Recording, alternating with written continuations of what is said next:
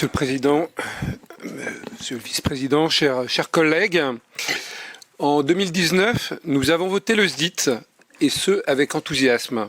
Mon collègue Jérémy Crépel saluait à l'époque la co-construction du projet et tous les groupes politiques qui avaient su faire évoluer leur position et permettre un consensus historique. Nous sommes tous mis d'accord sur une base solide, à approfondir cependant en fonction des études et de l'enquête publique.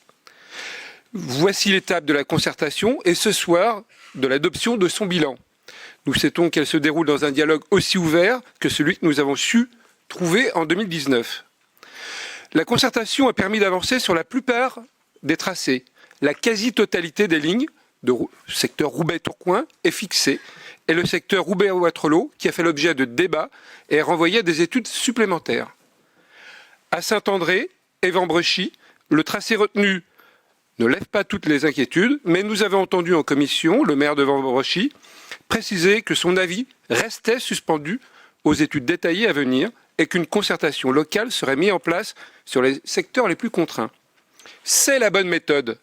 Avancer pas à pas en arrêtant le plus de tracés possibles et en poursuivant le dialogue sur les quelques tronçons qui font débat.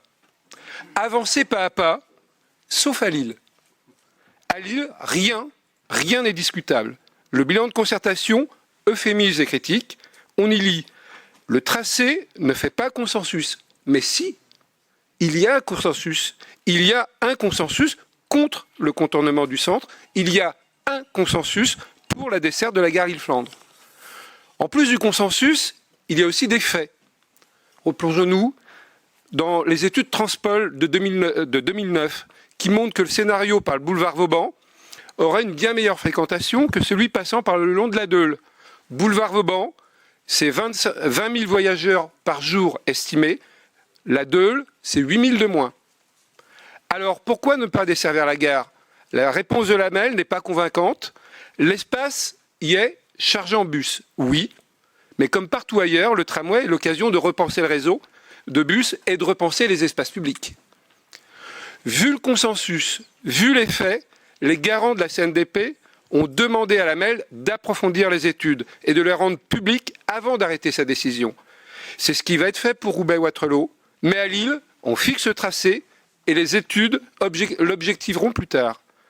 Ne vous y trompez pas, nous avons soutenu, nous soutenons et nous soutiendrons toujours le tramway qui répond aux besoins des métropolitains et des métropolitaines. Et nous accordons sur la méthode, oui, il faut avancer rapidement sur les tronçons qui font consensus. Mais sur les autres, passer en force n'est pas la solution. Le propre des études, c'est d'orienter la réflexion, aider à la décision, pas de justifier une décision qui est déjà prise. Ne pas prendre en compte les attentes de dessert du centre-ville, ne pas prendre en compte les demandes du garant, c'est risquer de se faire retoquer de nouveau au moment de l'enquête publique, de fragiliser la future déclaration d'utilité publique et par conséquent de retarder le projet, ce que personne ici ne souhaite. On aurait tout intérêt à surseoir la décision, le temps de pouvoir apporter de véritables réponses. Pour ces raisons, notre groupe votera les 3 délibérations concernant les projets de PHNS et le tramway pour le pôle métropolitain Roubaix-Tourcoing. Nous nous abstiendrons pour la délibération du projet de Lille et sa couronne et nous vous donnons d'ores et déjà rendez-vous au Conseil de décembre, comme précisé juste précédemment, où seront soumises les conclusions des études complémentaires. Je vous remercie.